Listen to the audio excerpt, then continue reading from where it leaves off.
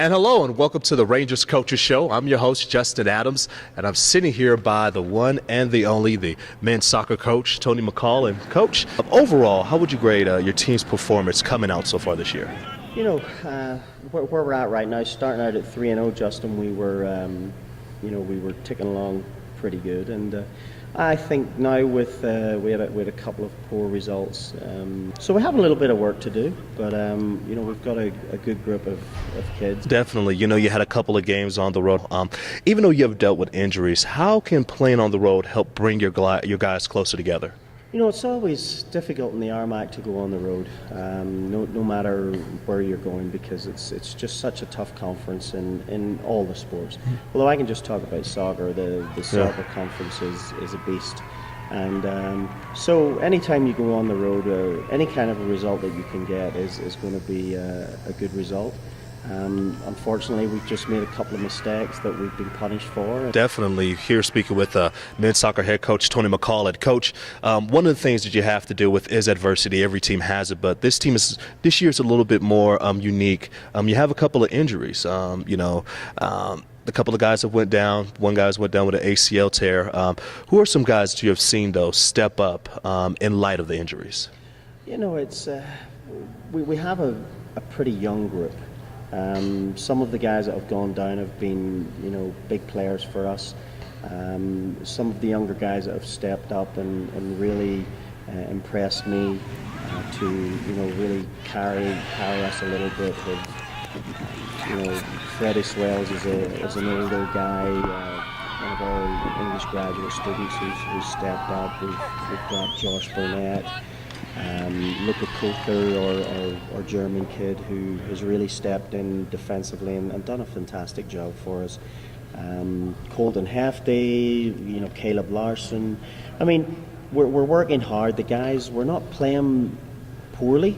We're just getting punished for mistakes that typically you wouldn't be punished for. Explain that a little bit to me. You keep saying punished for mistakes. What are some of these mistakes, would you say, from a coaching perspective, that your team's getting punished for? I think on set pieces we could be a little bit cleaner.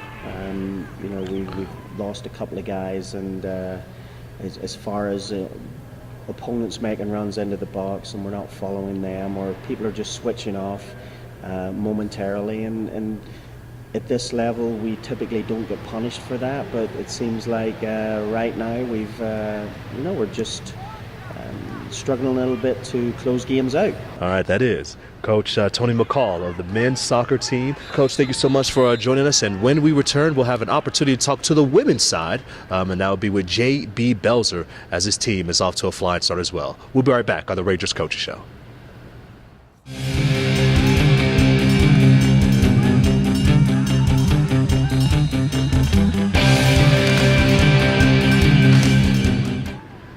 And welcome back to the Rangers Coaches Show. I'm your host, Justin Adams, the voice of the Regis Rangers. And I know last segment we talked about the fellas, but now let's switch it over and talk about the ladies. And man, are they doing well. I'm here with head coach J.B. Belzer. And Coach, am I missing anything with your team? Is there something I'm missing? No, Justin. Obviously, we're very excited at this stage of the season to have the record we have, and more importantly, the performances that we've had. It's a testament to unbelievable work by our young ladies that dialed in. We committed back in January to become a better defending group, and the results are showing, and we're obviously as a staff very proud of their work. I looked at the stats, and I got to make sure I get this right, but you guys have only given up 16 shots, not goals, 16 shots on the year, and that's easily tops in the RMAC. You talk about your defensive principles. As a coach, we can have a little coach talk here. What type of things are you guys doing in order to make it very tough for other teams to even get a shot on net? Yeah, and it's great that you point that out, because that was one of the first things I spoke about in preseason is we must lead the RMAC in shots permitted for the season. And it's a difficult measure to track. You have to do a little bit of work with some of the statistics, but I think you're right. I think we are leading the conference in the fewest shots allowed per game. If they can't shoot, they can't score, right? And if they're taking shots that aren't near the frame, and we're forcing poor shots or we're blocking shots that are on frame, our goalkeepers don't have as much work to do. So it's been, again, part of our focus in our training sessions is to collectively defend a little bit higher up the pitch sometimes with some pressing that affords us the ability to win the ball back in more advanced areas of the field. And when you win the ball there, you don't have to win in your own third and maybe have to defend that shot in the first place. I love this. And, last one on the field from me. Coach, very important to, defend your home turf. What do you guys have to do in order to make that happen? Currently, we're top of the table, and we've got the big bullseye on our back now, and teams are gunning for us, which is a fun place to be in. We haven't been there in several years. So we'll see how we handle it emotionally and mentally and how we prepare, and understanding that we're going to get every team's best day in and day out. But that's a nice place to be in. Definitely. And speaking of a nice place to be in, during the off season, your young ladies had a chance to get a new locker room. I know something that very, very huge here at Regis University, just helping out the facilities as well, Coach. And you had a hand in that as well, I hear. Well, only in the sense that I was afforded the opportunity to go shopping and find some things that really made it a nice locker room.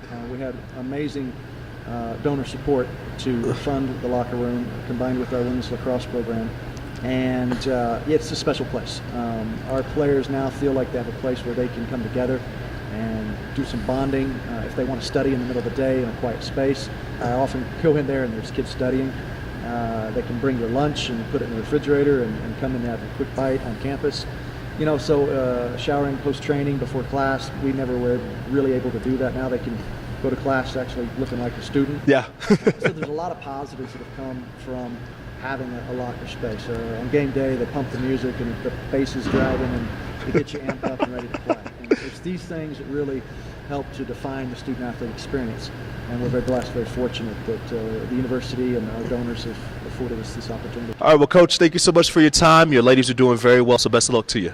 Thank you, Justin. All right, that is head coach J.B. Belzer of the women's soccer team. And, he talked a lot about those, new locker rooms and everything. And we had an opportunity to talk to a couple of the young ladies. And this is what they had to say about their new digs. This is Kalyn Hirshman. She's from England. And this is Maggie Saris. She's from Boise, Idaho. And we're here today to talk about our beautiful new locker room. We, in the past 3 years that we've been here, it was really run down. Honestly, we didn't use it at all besides game day. But obviously now it's amazing. Everything is perfect per JB Belzer's standards, right? Oh, yeah. And we are just so thankful for how nice it turned out and to have this space. I am also grateful and know that all of my teammates feel the same way. I just love how I can keep all my bags in here. I don't have to wear a backpack on the front and on the back anymore. I can just use the traditional backpack. Me and Maggie also actually spend most of our day in here doing homework and taking naps, watching Netflix. It's just a really nice space for us to hang out. So we're really proud of this space and just love it so much. And so we just wanted to close with saying a huge thank you to everyone that donated, whether it be the televisions or for the seats or the rugs or for the lockers themselves. We're so grateful for your willingness to help us have this space. All right, thank you to Maggie Saris and Kalyn Hirshman as they take us through the new women's soccer locker rooms. And speaking of new, look at this guy over here, huh? The new volleyball head coach, Joel List, who has his team ranked 10th in the nation, currently 14-2 and 6-0 in conference play. And Joel, when you took this job, I don't think you could even imagine that your team would be doing so well so early, huh? No. I when I was named new head coach, a lot of people would ask me what's the team going to be like this year. No idea. Having 8 players from last year that are no longer with us, and then head coach is new, I have no clue. And I knew that our team could have the capability of doing the things they're doing. I planned all of our spring and preseason to have this happen towards the end of the year. I've had to replan. I had no idea that this success was going to come this early. So it's been good for me as a coach to be able to have to replan, and how do I push them? How do I keep them focused and continue to respect our opponents and work hard? No, without a doubt, you guys are undefeated in the RMAC at 6-0 at the time of this taping. And You know, it's just amazing to see what you guys are doing. You have several sweeps, but the biggest thing that I've seen is you haven't went to a fifth set in conference play. What is it about your team style of play that's able to put away teams early? They take themselves very seriously, and actually before we were playing Westminster, that was one of the things I told them before the match is don't take yourselves too seriously. And they play a lot better when they're having fun, and we all know that. But they do take themselves seriously in that if we do get a set taken off of us, it means a lot. They take that to heart, and they come out in the next set and want to finish the match and prove a point. And so I commend them for that. We prepare for the worst, and it may go 5, and we're preparing for that kind of thing, but the hope would that be we wouldn't have to do that. Yeah, definitely. But you've done a lot of these games on the road, though. You're finally going to have long road couple week. Of home games, back this weekend. What is it about your team being road warriors as well? We did use that word as road warriors, and I don't think they understood. As a coach, I saw the schedule. I scheduled the Kearney match. I knew that it was going to be at the end of a road, whole road tour. But it was a win-win, that match.